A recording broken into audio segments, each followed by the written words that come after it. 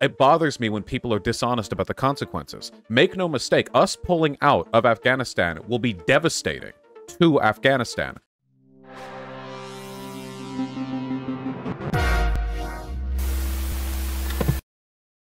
So basically, well, I mean, this is all very informal. We're chatting.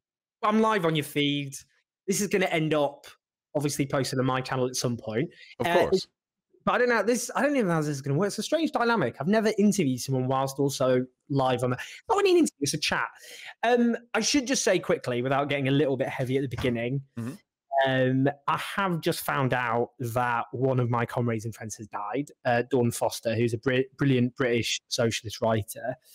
That's sent a lot of shockwaves through the British left. So bear with me, because I only found out 45 minutes ago. And she was a brilliant writer, full of humanity and courage for both British and the Irish left. It is a big shock. So I just I'm very sorry to hear that. That's okay. That's okay. Don't worry. I mean, yeah, it's a bit, heavy to put that in. But while I'm doing, the first video since she died, just to remember what a brilliant and humane and courageous person she was. That's said and done. Bear with me.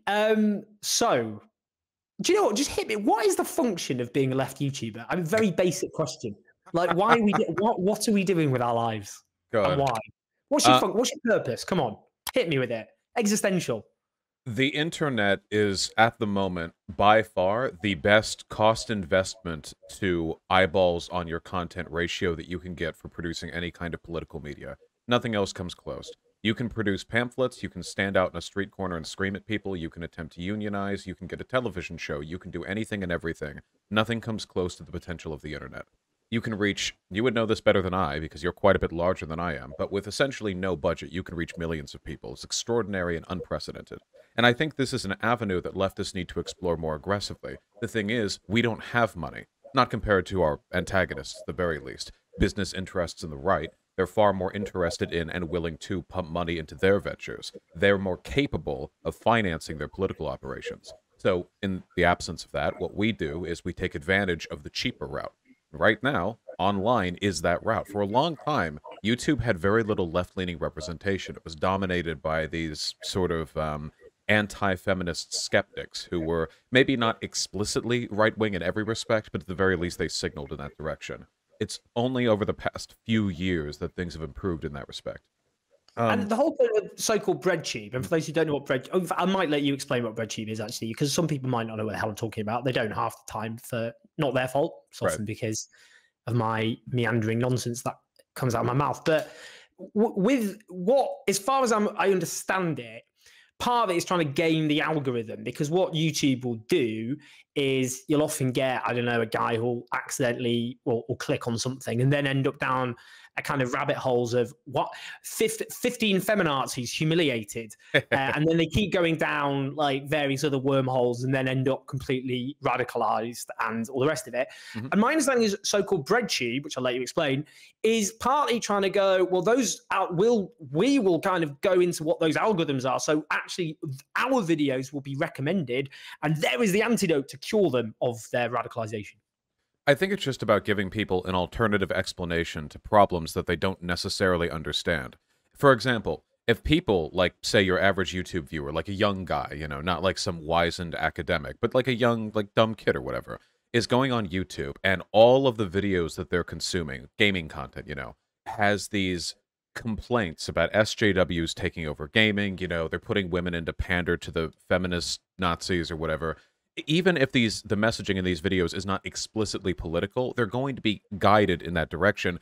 It's important to give them an alternate explanation. Give them a video, It doesn't have to be some expressly political 45-minute-long video essay, but something, and say, hey, maybe this isn't so much of a problem. Maybe, if there is a problem, it has more to do with corporate marketing standards than it does, like, I don't know, the nefarious will of feminists. Maybe there's another side to things. And I think that since this push on YouTube has shifted more towards the left, there has been a drastic decrease in the number of, like, young, dumb kids sliding down into the right wing because they just weren't ever given an alternate explanation for the way the world works.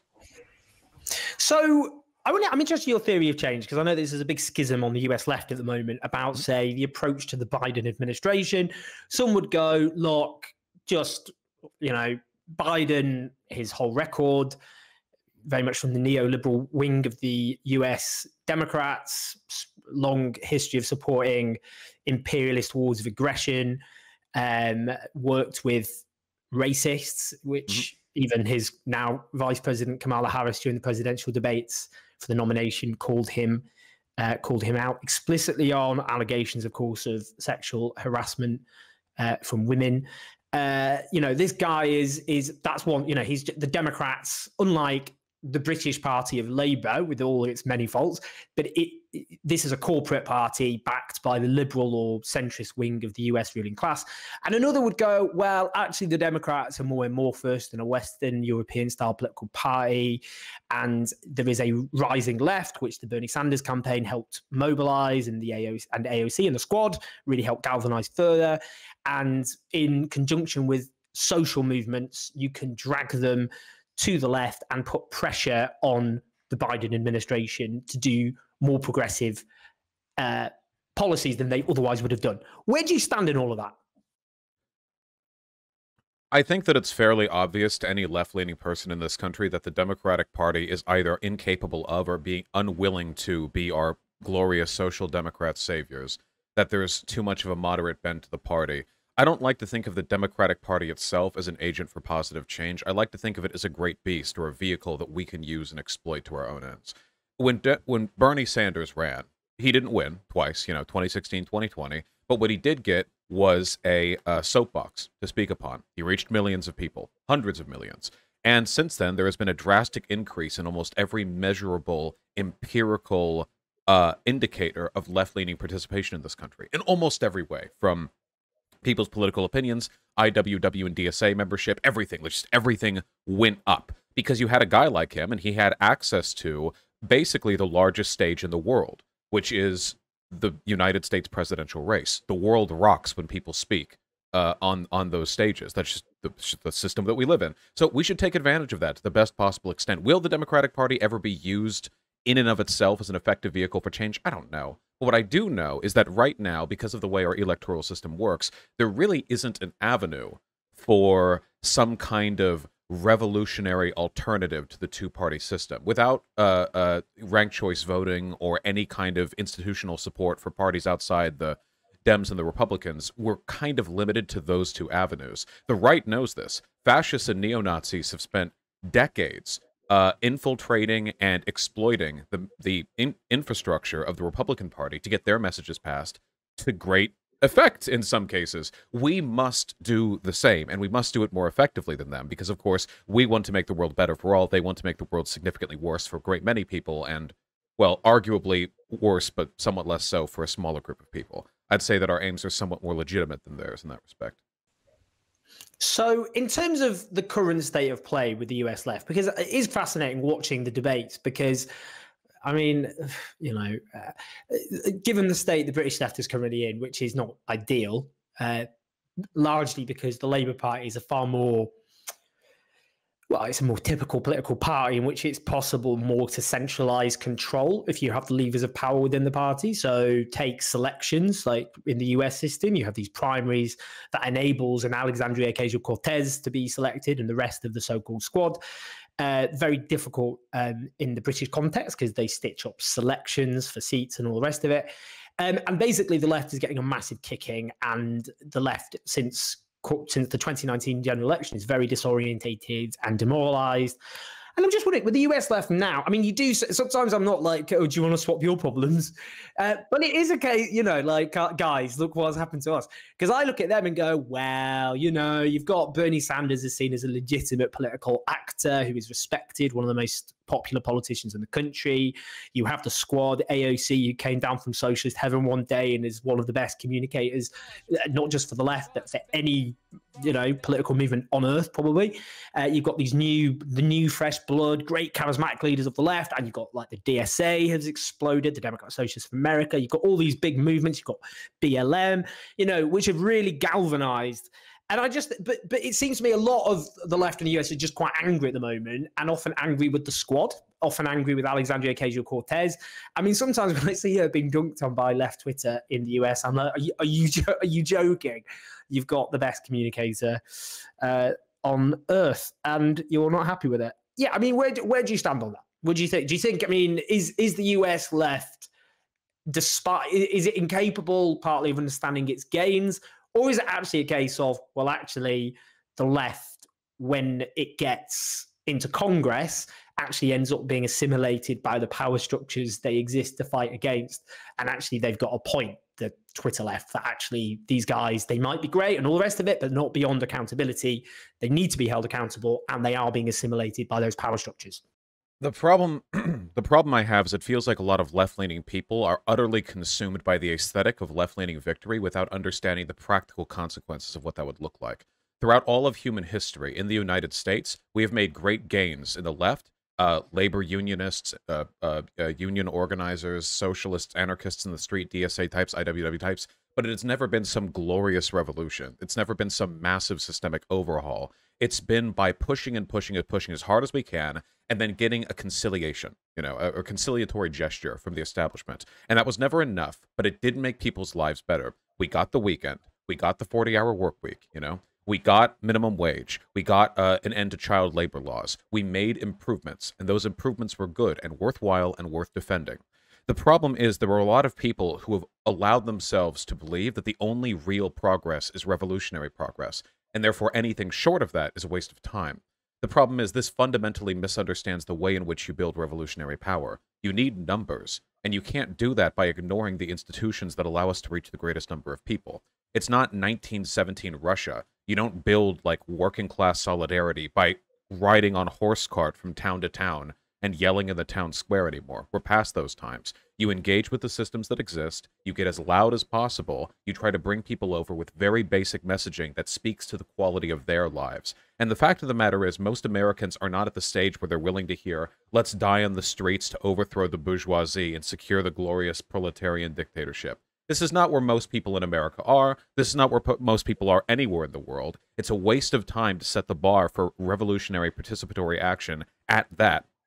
So what do you do instead? If no real change can be made in the eyes of these people, you virtue signal. You attack the actual avenues for immediate change as a way of demonstrating that you're so pure that you would never settle for something so trite. You distinguish yourself from liberals, who sometimes like AOC and Bernie, you know, by saying, look, I reject them. I'm too left-leaning for them, even. It's an incredibly counterproductive process. If there are criticisms to make of these figures, and there are always criticisms, that's fine. But it's very clear to me that a lot of the criticism is coming from this holier-than-thou, anything short of the revolution isn't enough for me mentality, and it's fundamentally counterproductive. It's never worked that way. Not in all of human history has anything good come of that approach. Although, I mean, well, two things there. Without going all Lenin defended 1917, the Bolsheviks had very clear, simple messaging. Peace, Brandon Latin, and all power to the Soviets. And actually, I would argue some of today's Leninists could actually learn a little bit from the Bolsheviks of 1917, who actually did very clear, persuasive messaging, which was populist in its orientation. But yeah, they worked with the Sok Dems to fight off the fascists too, the Black Knives. They worked with social democrat factions to fight off fascist incursions before they ended up seizing power. Just funny, those parallels. They are, yeah. I mean, got messy in the Russian Civil War. I suppose the point against what you've argued there, which I think is good. I mean, it's a totally legitimate argument. I suppose is the so-called, you know, it's very basic, isn't it? The Overton window, always a little cheeky reference. The Overton window has to be lobbed into any political discussion about communication. But you know, for those who aren't aware of the Overton window, who haven't read a generic article by someone like myself, it's named after this right-wing think tanker who had this concept that, you know, the way you shift, the window is at any time what is seen as politically possible, and anything outside it is seen as ludicrous. What planet you on? Come back to reality. And that window obviously shifts over time. So in the 1970s, the top rate of tax in Britain was 98%. You had mass nationalisation of utilities. You had very strong trade unions. That was seen as relatively normal. And obviously today you have the privatisation of of utilities. You have a much lower top rate of tax, corporation tax, and so on. And what the Thatcherites did is they had the government of the time under Margaret Thatcher, which did these terrible things, which overturned the social democratic consensus. But they also had more radical elements, which would always push for further radical, as they would see it on their terms, action than the government felt able or willing to do. Privatize the health service, privatize, the National Health Service, which was once called by a senior conservative politician as the closest the English have to a religion. Privatize the post office, privatize, which even Thatcher balked at. Privatize, the air. Abolish taxes. And actually, even though they couldn't realize what they wanted, they shifted the conversation more rightwards. So what the Thatcher government did, therefore, could portray itself as being a compromise. As well, some argue we should slash corporation tax to 10%, but we're only doing 30%.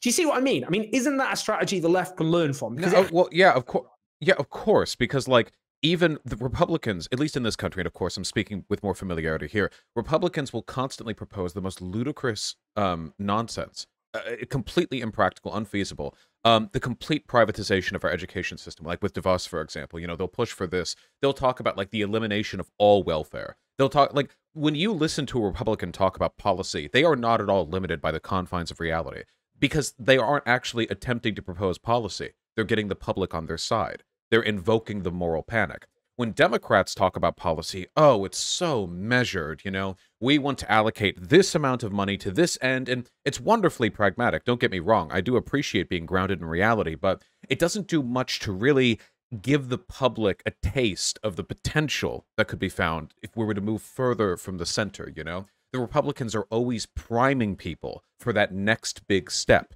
And if they get what they want, as they have at some points in the past, they'll start pushing for the next point, Donald Trump, in the latter years of his presidency, actually asked the Supreme Court if they could do anything about gay people in this country or being able to adopt.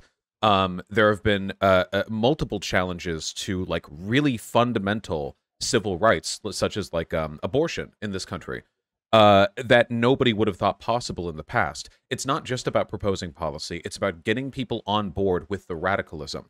Democrats don't want to do that because Democrats are firmly a center-left party. Republicans, I think, would be perfectly comfortable being a far-right party as long as they're allowed. They will willingly slide in that direction. Democrats will keep themselves from being pulled in that direction, which is why all the radical stuff, if it can even be called radical. Personally, though Medicare for All is a radical policy by, any standard, I think, the complete elimination of private insurance, that's wonderful.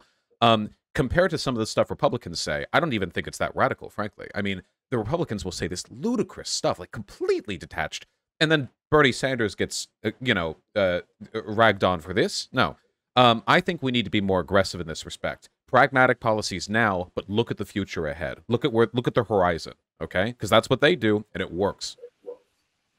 Foreign policy. I know there's been a big debate about this on the left at the moment in the US, particularly given what's happening in Cuba at the moment.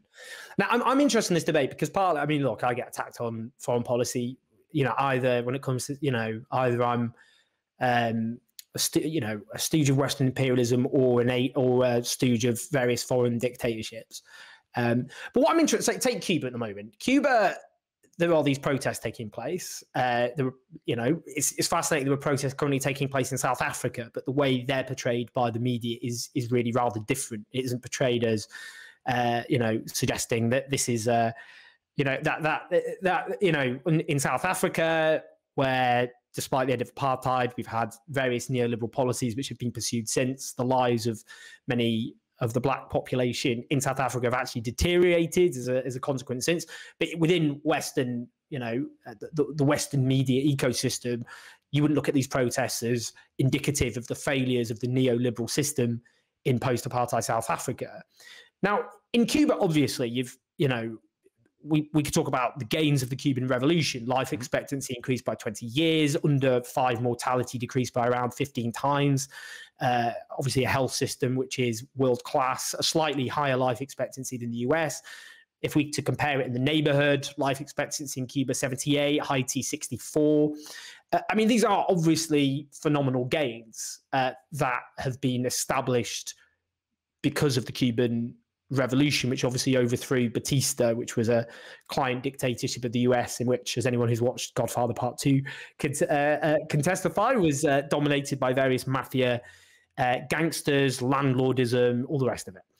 And I suppose, because I've seen a bit of the discussion. There's one argument, like, which is to say, well, it's very easy for you Western leftists being all edgelord to go, well, you know, these are, you know, counter-revolutionary protesters, and you know, because they want freedoms which you take for granted.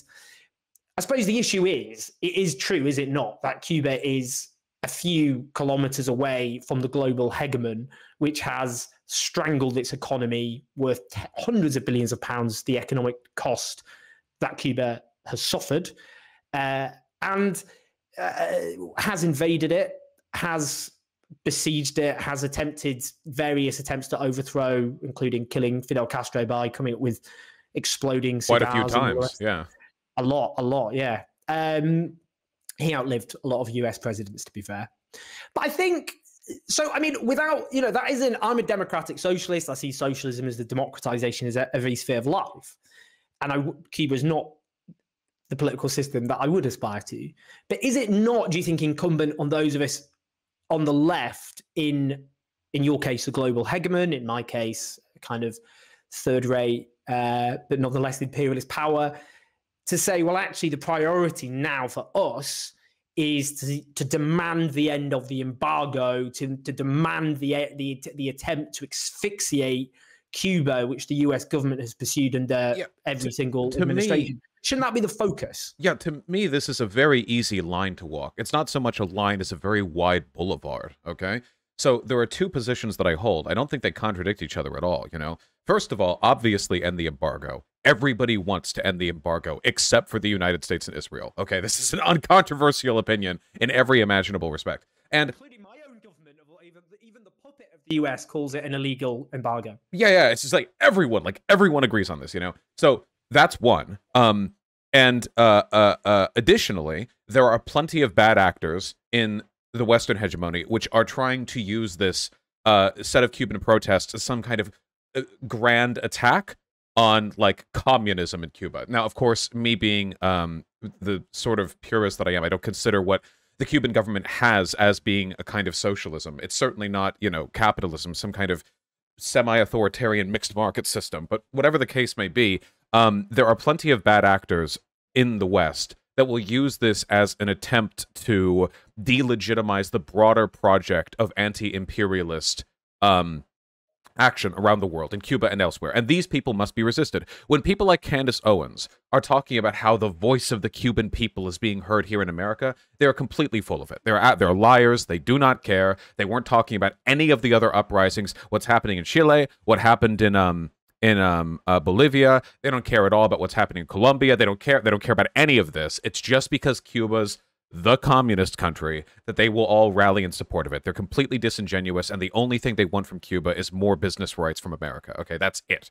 So that has to be pushed back against. The only thing that bothers me from people on the online left is there seems to be this incredibly, like, zealous hyper-nationalism on the part of some of them, where they think that any criticism of a government like Cuba or like China or whatever has to be some kind of CIA-backed, like, insurgent color revolution, which is utterly deranged. While it's certainly the case that basically any anti-government protest in a country like Cuba is going to be in some way connected to American propaganda or imperialist efforts, it's almost inseparable at that point. The fact remains that there are problems with the Cuban government, and the people in that country have a right to speak out against it. The fact that there are agents working within there, maybe or maybe not, you know, that represent American interests doesn't change anything. Like, would you delegitimize the entirety of the American BLM protests if it turned out that a couple of them were, like, some of the people there were, like, being paid by Russia? No, of course you wouldn't. The legitimate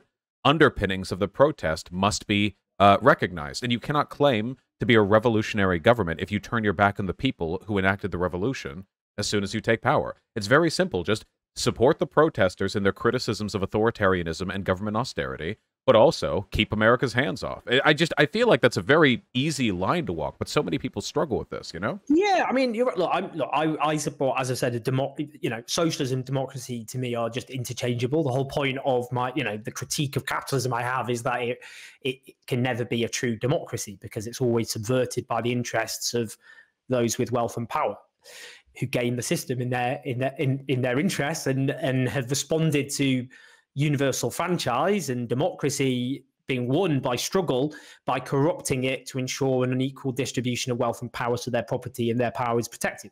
I suppose the issue is with Cuba is a lot of people would look at what happened, particularly to Russia, the Russian Federation, as it is today, that element of the Soviet Union, because there, what happened after, the Soviet Union was a dictatorship. It was a repressive dictatorship, deprived people of their civil liberties. And what have we seen with the restoration of capitalism in the Soviet Union? And I should say, I am not a tanky here. So I'm not, again, the Soviet Union was a dictatorship, blah, blah, blah. What happened after the collapse of the Soviet Union was life expectancy for men went down by 10 to 15 years. And you saw the devastation, obviously, of social programs, the economy, the population, unsurprisingly, fell as a consequence. It was the sort of devastation, human devastation, full of life expectancy that you would expect in a war. Even under Joseph Stalin, who killed millions of his own people, life expectancy actually went up. So I think and then obviously Russia ends up in the grip of these mafia gangsters, thugs. It's not, obviously, no one would look at that today and think that's a democracy. And I suppose that's the fear, isn't it? That's the fear that a lot of people have, that if the current Cuban system, which is not a democracy, as I would obviously understand democracy, fell, how would you avoid a situation of, particularly given, unlike Russia, it's much smaller and next to the US, of it essentially going the same way, its social programs being eradicated, you've seen the devastating human consequences that the Russian Federation today suffered, and then being run by gangsters. How would that, because how, and that's how we couple that's why people go, well, we need to emphasize, given where we live, on our own governments and the power that they have in terms of strangling Cuba and the consequences on its own people, which, the whole point of the embargo, is it not, is to make the Cuban people so miserable that they overthrow their government. I mean, that is the function, isn't it? Yeah. I mean, to me, there is no interventionist action in Cuba which will not worsen the quality of life for their population. Anybody who believes that we'll just march in there and give them democracy and everything will be better for it has never paid attention to any American interventionism in any part of Latin America ever at any point in history. It never ever works that way, okay? It just doesn't. That's the dream, right? That's always the dream. We'll do it it's Saddam Hussein, we'll do it with Gaddafi. We'll just go in and spread democracy. But that's not how geopolitics works. Even if you could pretend for a moment that Cuba was one autocratic leader with no public support, with no public backing, and that nobody was at all tied to the image of Cuba being like this socialist, like a bastion against American imperialism. You take out this one dictator like it's a video game, and the entire infrastructure, the entire network of political systems that keep the country together, they collapse. And what do we do then? Do we leave it in rubble, or do we replace them with our own?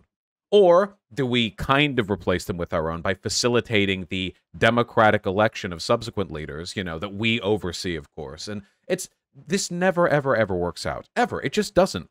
Self-determination is the name of the game here. If there are problems within Cuba, they will not be made better for our involvement. They must be allowed to flourish to the greatest possible extent. Do I want Cuba to be more democratic? Certainly I do. But America doesn't export democracy. It exports favorability to business contracts. That's what it exports. When Latin American countries fuss up and America comes in there, we don't make them more representative of the people. We make them easier to exploit resource and labor-wise. That's it. And you know what? It makes us very wealthy. And with Cuba, I imagine there would be quite a few American business interests, tourist agencies, what have you, that would love to have more favorable relations with businesses in that country, or to simply move offices there. But that will not make life better for the Cuban people. They will be made serfs in their own land. We must, in the embargo, we must give them the resources to develop. I think they've done, at least economically, rather well given their condition. Perhaps with more resources, with a greater degree of economic stability, there would be a higher overall standard of living, a higher overall standard of education. This would make it easier for the people in that country to demand more of their government. A more educated population is more likely to expect more from their government. This is the path forward, I think, the good path forward. Something I was going to ask you, just timeline by someone who's gone on an interesting journey, Glenn Greenwald, which we won't go into now because it's certainly an interesting journey. But he posted it because he was like, he knew I was speaking to you, and it was about the Middle East and about Western intervention there. And I think it was your suggestion that actually, if the US withdrew, then it would end in chaos and China would exploit that and set up satellite regimes. Yeah, it's already happening. It literally happened within about 2 weeks of us starting to pull out. Already, the Taliban have made significant gains, and already China is looking to fold Afghanistan into the Belt and Road Initiative. Everything I said in that thing came true. I said within 10 years this will happen. It happened within 10 days. So, it can't fault me for being right. Well, we've had 20 years now of obviously we've had longer involvement because obviously in the 1980s, the US was arming jihadis against the Soviet forces, some of whom obviously later, including Osama bin Laden, ended up forming Al-Qaeda. The Taliban radicalized partly in religious schools in the border in Pakistan, who then obviously took over Afghanistan. But there was a lot, obviously, itself, the jihadis, who some of whom ended up in the Taliban, were partly US funded. And before the Taliban, the so-called Northern Alliance themselves were made up of some very unsavory fundamentalist jihadi forces. But we've had 20 years of the war in Afghanistan. Obviously, huge numbers of Afghan civilians have died. And as well as that, British and American soldiers have also died, all too many of them. And as we can see, after 20 years of that war, the Taliban obviously now are regaining the territory they've lost. But doesn't that speak to, look, unless people are suggesting a permanent US occupation of Afghanistan with all the attendant deaths, which actually the Taliban and misery of that intervention, which the Taliban have exploited. But so the answer surely isn't a protracted continued... No, to be clear, I'm in favor of pulling out of Afghanistan. I said that in the clip. So the clip that people were passing around was part of a broader conversation where I said I was in favor of us pulling out of Afghanistan. That isn't an aggressive question. That's literally because I think foreign policy on the left is a very important discussion and debate. Anyway, carry on. Well, the thing that bothers me, of course, is that a lot of the people who were passing that clip around were doing so extremely dishonestly. The clip that it was pulled from, you're taking what, like 1 minute from like a broader streamed conversation? This isn't all... Which is why you're answering it now, exactly. Right, yeah. So with what I was saying was, I do want us to pull out of Afghanistan. However, it bothers me when people are dishonest about the consequences. Make no mistake, us pulling out of Afghanistan will be devastating to Afghanistan. Their infrastructure will crumble. Taliban forces are already making massive headways. Their military is not capable of fighting back effectively enough. There have already been mass deaths. All of this is going to happen. More and more territories will be seized. And yes, China will seize control of the geopolitical vacuum. This is just a fact, but I still think that we should pull out of Afghanistan because I don't think a better solution is coming. I don't think we're getting that exit strategy that we were looking for. For years, I thought, if I was president, maybe with enough money invested, give me like a 3-year program, pump up the Afghanistani military, ensure like border cities are well secured and protected, have UN troops in there. We've already done all this. It doesn't work. Whether we're not doing it enough or we're not doing it right, it's not working. We're not going to get the out that we want here. So unfortunately, in lieu of no better options, a withdrawal seems to be the only thing that we can do. I just want people to be honest about it. There are people who pretend that the current U.S. occupation of Afghanistan is the source of the ongoing misery in that country. This is generally not the case. It's mostly the fighting with the Taliban at the moment. Of course, U.S. presence in Afghanistan is what motivates so many people to go ahead and join the Taliban, because U.S. interventionism generally leads to the radicalization of the people in the countries that we occupy. But these are all very complicated subjects. I just think people are too dogmatic when they speak of them. Same with the Assad thing. When you say, it's not the problem. The only problem, you're absolutely right. And obviously the Taliban are a vicious extremist organization, which everyone on the left should find repellent, repulsive, abhorrent in every possible way. I suppose the issue is the US itself. Partly we can understand the Taliban is partly feeding off the misery. But if we look under Trump, for example, civilian deaths from airstrikes in Afghanistan, and I say this is very important because some people, I do find this a little frustrating, in their rightful critique of the democratic establishment, including Obama, who used airstrikes, drones against civilians and then joked about it when the Jonas brothers, if they came anywhere near his daughters, he'd drone strike them. Haha, very funny, Obama, giving you murder Pakistani children with drones. Absolutely hilarious. But nonetheless, under Trump, and people go, well, actually, Trump wasn't the warmonger of his predecessor. The number of civilians killed by international airstrikes increased in Afghanistan by 330% from 2016, the last full year of the Obama administration, to 2019. So in 2019 alone, US airstrikes killed 700 civilians. The US, its allies in the Afghan government killed an average of 582 civilians per year, 2017, 2016.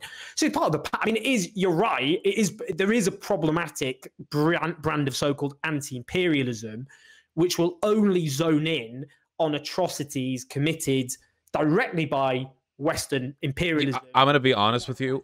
I agree, but you're right. But there's a nuance, isn't there? Of kind of, Oh, there is nuance. I'm just completely blackpilled on the legions of online anti-imperialist leftists because I found almost all of them are Assad defenders, which I have no respect for. Having recently encountered them and realized the extent of their conspiracism, a lot of them by anti-imperialist, what they actually mean is that they're anti-American, and not in the cool way, by the way.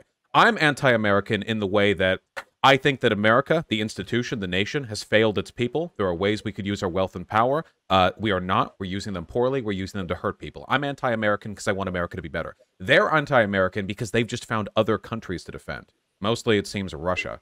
That they seem to buy into this, just another set of geopolitical power interests. And well, if that's the case, then your criticisms are illegitimate because at that point it's just team sports. It's not a real substantive leftist critique of America. It's just you fall in line with a different, and in this case, probably further to the right set of geopolitical interests, which is deeply, deeply disappointing. Anti-imperialism is simple in concept but complicated in action. Was it anti-imperialist for America to pull its troops out of eastern Syria and leave the Rajavan population to their own, knowing they would be gobbled up by Assad and by Turkey? I would consider that a pro-interventionist perspective. They were our allies, and we allowed imperialism to take place by no longer stationing our troops there. They were allies to us, and a socialist project as well, the Rajavans. They were doing something extraordinary out there, and we abandoned them. This to me is not. Well, Turkey, of course, is a Western ally, of course, isn't it? It's a key NATO ally of the United States. Right, but they wouldn't fire on. They wouldn't fire there as long as U.S. troops were there. Nobody, Assad and Turkey, they weren't going to start shelling those cities as long as U.S. troops were there. Why would they? Why risk war with us, of all people? But now we leave them, and within weeks of us leaving, they start shelling Rojava. It all happens again. War eternal. That was the one good thing we were doing in the Middle East, by the way. Like the one defensible thing. Fighting ISIS with Rojava. That was like the one good thing that we were doing, and Trump pulled us out of there. It's the only thing I could get on board with. But yeah, I don't know. It's just we need to focus on the complexities of geopolitical engagement, which sometimes extend a little bit beyond war bad, war bad. Because if that chanting makes you believe the things that I said about Afghanistan are untrue, that the Taliban will surge inward, that China will take advantage of the geopolitical vacuum, then you're not anti-imperialist. You're just ignorant of what imperialism is and does. No, yeah, I mean, look, I agree. Look, again, on the Assad, I've had the Assad defenders who've accused me of being in the pay of an assortment of security agencies. Yes. Which would be, if it's got to have my luxurious lifestyle paid for by someone. Yeah, I mean, again, I'm if we think of the barrel bombing of civilians and the gassing of civilians by the Assad regime, no one on the left should ever have any empathy with that brutal mass murdering dictatorship which killed more civilians in Syria than ISIS, for example, managed to do. But because they have a secular veneer and all the rest of it, and speak in the language of Arab nationalism when they regard it as opportune to do so, people can pretend there is some sort of progressive content to that regime. And often I find striking, and I've seen this again with China, and they start adopting war on terror style terminology, which is, this is they're fighting these Islamist fundamentalists. Right? It's just like, you just sound like you sound like Paul Wolfowitz. Uyghur Muslims have a propensity to terrorism, and we must restore law and order by cracking down on the Xinjiang. It's like, wow, okay, we're all neocons now. Okay, so I agree on that. I suppose the issue with anti-imperialism, as it would be understood, is the US is the global hegemon, and the consequences of its actions are, by definition, global and therefore infinitely more severe than what we would consider to be local gangster regimes whose power extends, nefarious as it is, over far more limited territory, and therefore their capacity for damage will always be less profound and severe. So the US in the history of the Middle East, of course, whether it be overthrowing Mossadegh in Iran and all the attendant calamities that then followed, whether it be that was in the 1950s, whether it be obviously their role in the Iran-Iraq war, whether it then be, of course, the wars in Iraq, the sanctions regime. We're talking, globally, Latin America, Asia, Middle East, millions and millions of deaths. The US-backed dictatorships in Indonesia, which slaughtered millions of communists and communist sympathizers or anyone deemed to be on the left. So I suppose that's the critique, isn't it? And what people worry about is anything which can be seen as those of us on the left justifying or however inadvertently mission creep in the Middle East, given that every single US intervention in the Middle East has been a catastrophe. Right. Well, I'll say that if being open and forthcoming about the realities of geopolitics is considered to be a pro-imperialist move, you're not advocating for a political stance, you're advocating for dogmatism. That we should always favor a knowledgeable approach on these issues. A knowledgeable approach will, in almost every instance, procure outcomes and understandings favorable to our perspective. It was the knowledgeable approach that told us that Iraq and Afghanistan were not places we want to invade to begin with. It is the knowledgeable approach that tells us that sanctions must be lifted on Cuba. It is the knowledgeable approach that tells us that U.S. interventionism in Latin America has been destructive without exception throughout human history. The knowledgeable approach is the best one. I very much dislike dogmatism. So when people get angry about with a frank discussion on these issues, it worries me. Do we actually care about anti-imperialism, or do we only care about the flags we wave? Because it's like, if you speak to these positions, right? I mean, the things that we actually care about, we want to reduce harm. We want to make sure that people live fair and freely, right? It may be the case that the United States as a whole, as way of our power, produces more global misery than, say, ISIS does regionally. But regionally, ISIS does more harm than we ever could. In a long-term occupational sense, I can guarantee you this: the people in Afghanistan would much prefer to be ruled over by United States soldiers than they would ISIS. This is very much the case, and there's polling done. I mean, of course, we're bad. We certainly are. We're bad globally, too. But regionally, the consequences of our imperialism have led to the manifestation of agents worse than us, at least on a local level. That's why I was so in favor with our fighting alongside the Rojavans against ISIS. It felt amazing, We had a marginalized group, the Kurdish population in eastern Syria, fighting with U.S. troops very effectively against ISIS, pushing back against the worst actors in that region, and we did so in a way that did not extend the reach of U.S. imperialism. We didn't control Rojava. We weren't like setting up puppet dictators in Rojava. We worked with them because they were talented fighters, as are we, and we did a lot of good work. And now, I fear, in our unreasoned absence, things may grow worse. Perhaps there's a way for the United States to, in an almost non-political or politically ambivalent way, fight against ISIS, to fight against the Taliban, I don't know if that's possible in Afghanistan. I think it was possible with the Rojavans. I don't know if that window is closing. But these are discussions that we have to have. These are discussions we need to be willing to have without being accused of being like crazy neocons justifying the war with Iran or something. Because it's not something that I want. I just want us to be able to talk about what the consequences of this behavior will be.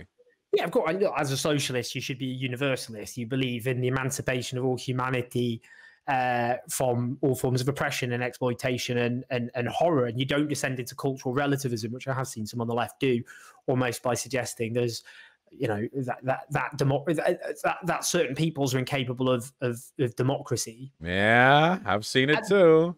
But equally, I suppose, yeah. I mean, one argument which I find often just very obnoxious, which often comes from the right, is, oh, you anti-war protesters, I don't see you protesting outside the Russian embassy. And my response to that is, well, look, I think the Russian regime is, again, a despicable authoritarian gangster regime.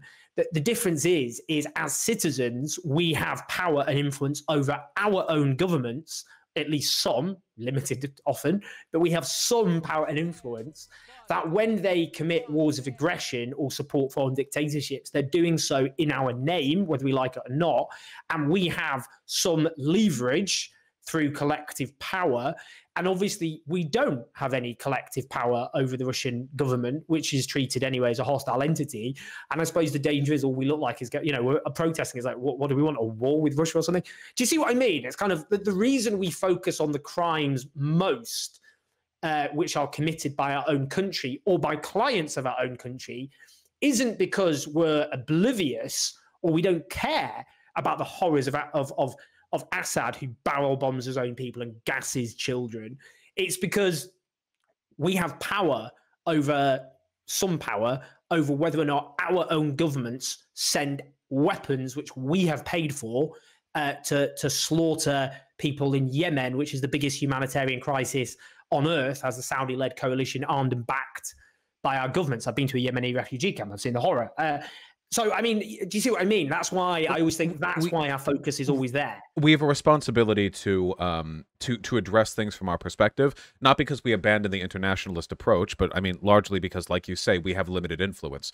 There is absolutely nothing that I can do in the slightest extent to affect what Russia's foreign policy will be. I can, in the most minute of ways, influence American foreign policy because Americans watch me and America's a democracy and they're going to vote and they're going to say stuff in online forums and blah, blah, blah. So, I mean, it's minute, of course. It's not exactly the hole-in-one fix imperialism button that I would like it to be, but it is something. It is something worth working towards, and we should be critical in those respects. But we shouldn't allow our criticisms to devolve into petty partisanship. The only reason we criticize America then is through this this demented and ahistorical belief that like the criticism of America is in and of itself sufficient geopolitical commentary. It's not, and it never ever has been. Which is why all revolutionaries, all socialist theorists in modern history have not ended their critiques of capitalism and imperialism at they're bad. You have to understand these things a little bit more than that. Even Marx said quite a few nice things about America, though perhaps he knew not what beast it would be led to become in the 20th century. But he did so even knowing America was a capitalist country because there were some elements of American democracy he thought socialists could exploit to better propagate our political interests. There's always nuance there. And the more the online left discourse gets consumed by people who think of nuance as treason, the more I can't help but wonder if I'm not dealing with left-leaning people at all. Perhaps people who value left-leaning aesthetic, the political and cultural history of leftism, but in the immediate moment, they push for things in ways which are either beneficial to the right or at the very least not beneficial to us. Yeah, I mean, it's interesting. I find that really interesting. Leon Trotsky was another, I suppose he could be regarded as a very pro-American Marxist. He lived of course, in New York for a while as a refugee, as an exile, as a journalist, of course, as well. And I think he said, in the third year of communism, Americans will stop chewing gum or something. He's being acerbic. But I always found that interesting because I was brought up by Trotskyists. My late father was a full-time official for the Militant Tendency, which is a revolutionary Trotskyist organization that then existed. And he was obsessed with American culture, American music, American history. I went on to study American history partly because of that. And so I always found that really interesting because obviously the knee-jerk, often understanding of often the European left is, obviously we should abhor American imperialism, just as we should abhor British imperialism, not least when it was stronger. But to look at the great achievements, partly won by people in the US who struggled collectively against injustice, because obviously a lot of American popular music was invented by people who were subjected to the horrors of the American form of capitalism. Just lastly, I'm interested. I mean, this is something again which comes up as a kind of schism on the left that shouldn't. Is people often talk about as identity politics or whatever as a pejorative, and I find this interesting because actually here in Britain we have a very particular, to use I suppose the terminology, a variant of transphobia, which is endemic and very specific, I would say, to the British context, because in the US, there's more of a consensus amongst so-called centrists, liberals and socialists to support trans people and their rights and their dignity. And in Britain, that's not the case at all. There's an interpretation often of so-called second wave feminism, which came from the US, but feminists in the US have largely moved on from, which often means a almost an ideological rejection of trans people. That's rejected by most people on the left, but not all. And actually, the polling shows it's generational. Older people oppose trans rights. Younger people are more likely to support them. Women consistently support trans rights more than men, particularly younger women. I mean, what's your stance on that? Because I think this is, for me, look, the first book I ever wrote was Chav's The Demonization of the Working Class. My understanding of class is my essential understanding of class politics. That's the basis of the left. But we have to understand how injustices intersect. And, a working class woman of color has certain specific injustices that a white woman will not experience or necessarily even understand. That as a gay, I'm a white cisgender gay guy, what a working class trans woman in the North goes through is, even though we're part of the LGBTQ rainbow, is like a different planet. It's a different world. I don't understand that kind of impression. But some on the left are a bit like, well, this is actually just identity politics. It's distracting from the class struggle, as though the working class is just this homogenous entity. So what's your take on that? Because I think this is something I'm very passionate about. Yeah, two things. First of all, there are a lot of people who use the term working class synonymously with white people. It's very strange to me. At least here in America, the working class has largely been defined by black and brown labor. Obviously, we had literal slaves, but even moving past that point, if you take a look at lower income brackets and the people who are most cruelly exploited by our capitalist system, you will find it is predominantly racial minorities, at least proportional to their presence in the population. So when people say, like, forget the id poll, we need to support the working class, buddy, the working class is the id poll, okay? They're there, all right? Second of all, pro-austerity actors learned a long time ago that their arguments don't sell anymore. Nobody gets out of bed and, like, salutes the flag to the knowledge that, like, soon businesses will have less regulation. This is just not what gets people out there to vote. So what the people on the right, the pro-business right, will do is they will get people to vote for them by forcing people to focus on obsequious cultural issues that we often call, like, culture war or identity politics issues. They're the ones who dredge up the BLM, the trans bathroom bills, the trans people in the military. They're the ones who hyperfixate on this. Minor progressive pushes from the left turn into gigantic anti-left protests from the right. The problem is, because they need to focus on culture war issues to avoid talking about real policy, because they have none, if we give up the line on trans people, not only would that be horrible for trans people, of course, they'll find another line. Remember, Donald Trump was also looking to push back against gay couples being able to adopt, and there were Supreme Court justices on the conservative side that were re-looking at the whole gay marriage thing, which was made nationally legal back in 2015. If you give up on trans people in 2 years, the big culture war line is going to be on whether or not gay people really should marry. If you give up on that, it's going to be on whether or not sodomy laws should be kept legal. It's going to be on abortion. Eventually, we're going to start talking about affirmative action again. It's going to roll back and back and back and back and back. It's like the Sisyphusian rock. It will, unless we continue to push it, roll back to the beginning of the hill. Because the last thing that Republicans or Tories or wherever else want to do is talk about economic policy. God, they don't want to talk about economic policy, because theirs have not been pro-working class for a very, very long time. They'll always bury it under something else. Of course, you had Brexit, which turned into a culture war issue. I mean, were people really talking about Brexit in the context of its economic impact? It was a proxy war. Exactly. It was a proxy war, yeah. But if you give up on Brexit, and I suppose Brexit passed, so, whatever, you have your referendums, and now it becomes another thing. Now we have the whole trans thing over in the UK, and I'm sure you're more familiar with the ongoing culture war battlefront in the UK than I am. I know what we're focusing on here in the US, which is critical race theory. The point that I'm making is never be baited into thinking that giving up on the culture war issue is going to be like in a more effective way on pushing for working class policies. First of all, at least here in the US, progressive policies are more popular than a lot of progressively economic policies. Stuff like gay marriage or like interracial marriage or like whatever the big progressive issue is at the time, they're more popular now than a lot of the economic stuff that people seem to push for. So maybe don't give up on those.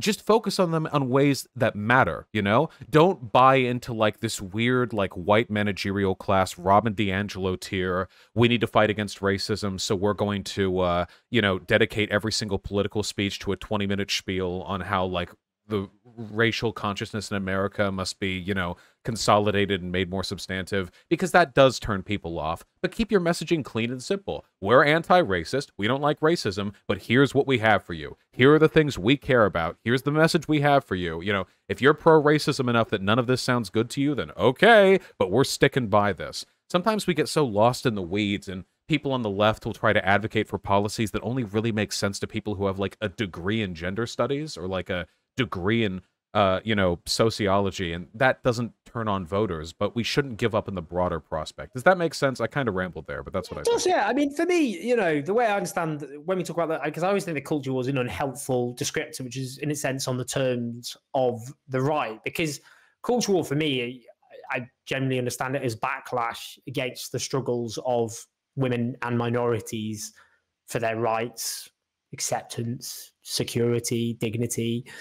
And, you know, when people say, well, we need to end the culture war, including people who say, you know, liberals or progressives, for me, it's like the class war. It's like, fine, on whose terms, though? and that's, you know, you know, and also it's this sense of that some have as though, you know, which is that the working class, as you say, you know, as you put it, the way they either overtly or otherwise, is basically white men who are straight in their 50s. In this country, we have a problem because the way the working class is often portrayed is that younger people and the working class are discrete, separate categories of people.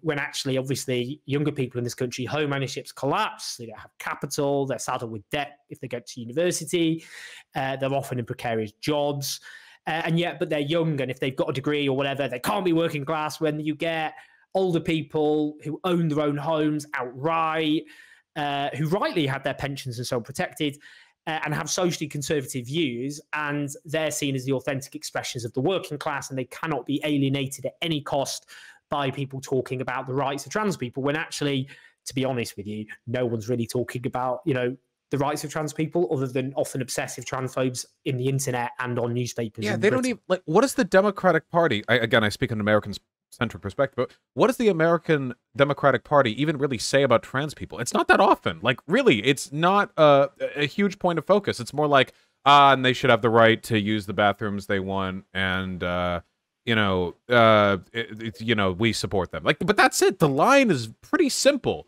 And then past that, it's just this incredibly loud and persistent warmongering chant from the right, constantly trying to dredge up conflict on these issues and on everything else too. Critical race theory. Nobody on the left was talking about critical race theory. Nobody was mentioning it. The term has now been used, what, an umpteen trillion times on Fox News in the past month. It just spikes upwards. Nothing happened to instigate that sudden jump. Nothing took place. It just happens. They need something to talk about because they don't want to talk about policy. What policy would they talk about? What is the Republican Party offering people in America? They don't talk about policy, ever. They had, what was it, 9, 10 years after Obamacare was put out to come out with an alternative, a Republican alternative to Obamacare, and they didn't have one. Donald Trump got rid of the mandate. He still didn't have a plan to put forward. They never had any intention of replacing Obamacare. And Republican voters don't care because they're always being led around by this topic or that, trans people in the military, critical race theory, the embargo, people at the border. It's always something. MS-13. Vaush, I've just realised I've taken a huge amount of time, and I realised you've got a life here where you've got other things to talk about. We are over time. I appreciate you speaking with me. It's been a huge pleasure, honestly. We covered everything, so that's everything sorted. Done. Thank you so much for joining, because I've got to do an outro because I've got to put this on my own channel. Blimey. But it's been a great pleasure, so thank you so much. I will leave you and your viewers to just continue to have a great time without me. Probably a better time without me. But cheers, Ash. Lots of love. Take care. Take care. Thank you.